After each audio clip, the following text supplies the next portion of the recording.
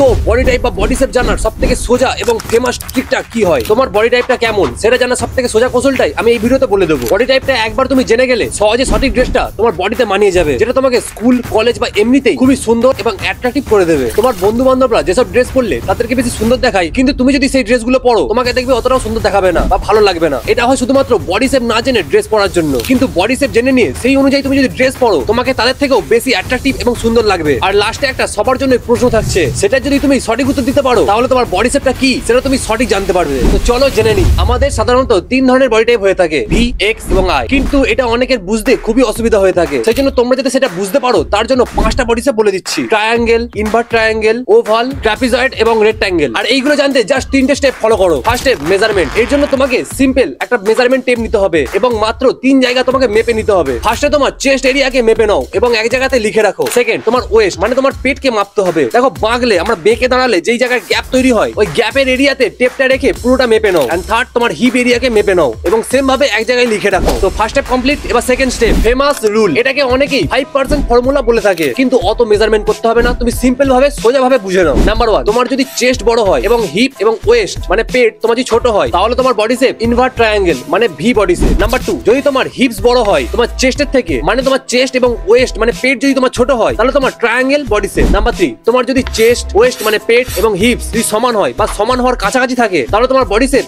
I মানে rectangle. Number 4, তোমার chest এবং হিপসের ভ্যালু যদি অনেকটাই সমান হয় এবং তোমার পেট মানে ওয়েস্টটা যদি ছোট হয় তাহলে তোমার বডি শেপ হচ্ছে ট্রাপিজয়েড বা এক্স বডি শেপ। নাম্বার 5, তোমার ওয়েস্টের ভ্যালু মানে পেট যদি বড় হয় এবং হিপস আর চেস্ট যদি তোমার ছোট হয় তাহলে তোমার ও বডি শেপ বা ওভাল বডি শেপ। এবার আসি থার্ড স্টেপে। থার্ড স্টেপ আর কিছুই নয়, শুধু তোমাকে মিলিয়ে নিতে হয়। দেখো আমার চেস্ট 35, ওয়েস্ট 28 এবং হিপস 26.1, আর এটাকে সিম্পল ভাবে মিলিয়ে নিলে হয় ভি বডি শেপ। দেখো কত ইজি ট্রিক। সো সহজেই বডি শেপ বের করার জন্য কোন স্টেপ গুলো ফলো করতে হয় তুমি জেনে গেলে। আর লাস্ট প্রশ্নটা হচ্ছে, যদি চেস্ট 36.5, ওয়েস্ট 30 এবং হিপ 37, তাহলে এটা কোন বডি শেপ আমাকে কমেন্ট করে জানাও। পুরো নামটা লিখবে আর সঠিক উত্তরটা আমি পিন কমেন্ট করে দেবো। যদি ঠিক উত্তর দাও তাহলে তোমার বডি শেপটা তুমি ঠিকঠাক ভাবে বের করে নিতে পারবে। আর সবাইকে প্রতি 3 মাস ছাড়া ছাড়া বডি মেজারমেন্ট করা উচিত তার বডি শেপটা জানার জন্য, কারণ অনেকজনের ওয়েট বাড়ে আবার অনেকজনের ওয়েট কমে যায়, সেই কারণে মেজারমেন্ট করা উচিত। আর বডি শেপ অনুযায়ী কোন ধরনের ড্রেস পরলে তোমাকে আরো বেশি ভালো লাগে যদি জানতে চাও আমাকে কমেন্ট করে বলো, আমি ভিডিও বানিয়ে দেবো। সো থ্যাংক ইউ, তুমিও পারবে স্টাইলিশ হতে। জয় হিন্দ, বাই।